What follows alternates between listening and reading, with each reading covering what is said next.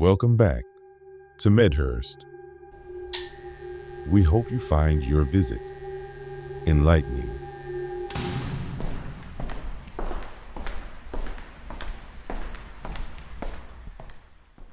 Bringing someone out of insanity is child's play.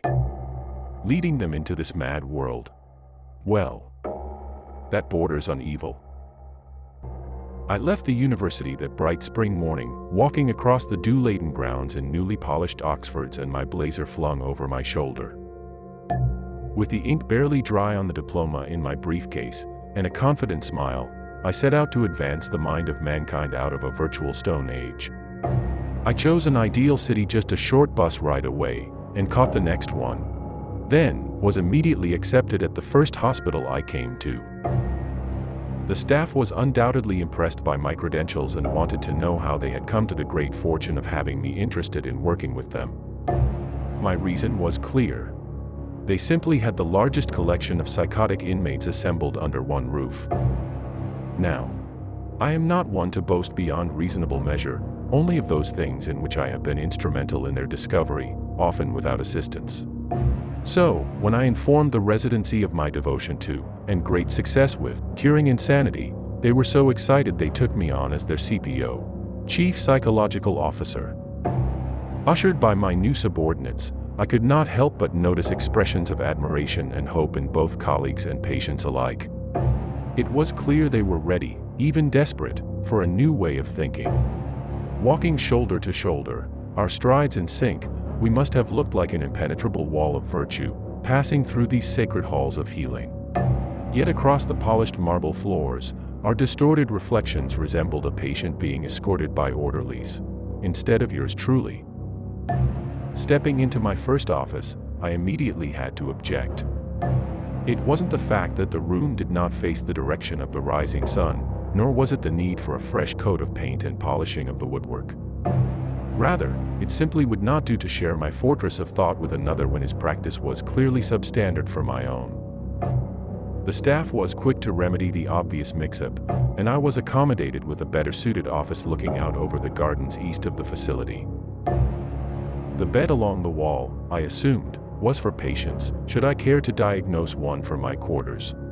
But I work such late hours that I confess, I often sleep in it myself. Not to my surprise, they furnished me with the company of their most difficult patient. Of course, I insisted they stay in my room so that I may converse with them 24/7, and sent for a spare bed to be installed. Theirs is an extreme case of allethophobia, fear of the truth. It is so acute in this patient that they cannot listen to any news without seeing it as a conspiracy. Until now, no measure of standard treatment the hospital tried had seemed to help. If anything, the case became worse, as I would have suspected. I knew better than to use their archaic methods and decided to go beyond root causes stemming from childhood trauma or chemical imbalances of the brain. Instead, I chose the road of immersion, placing the patient in their own fantasy. My strategy goes like this. First, I discarded the notions of right and wrong altogether. Then, I revised established definitions to fit the patient's views. Once behavior becomes logical on its own terms, the mind ceases to be disturbed. Next, I affirmed that, according to our new definitions, they are right, and society has been wrong all along. It is our norms that must, therefore, change.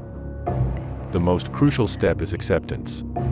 Once we surrender to the patient's perception, this new lens through which the world must be seen, we are free. Unshackled from the tyranny of tradition, reborn beyond the reach of outdated notions. The final, yet hardest step in this journey of enlightenment, is to embrace the brave new world offered to us. You see, the needs of those with psychosis are simple.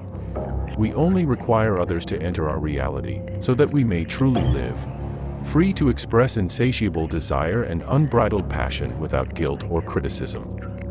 Do what thou wilt shall be the whole of the law. For only then can the insanity of this world, finally, stop.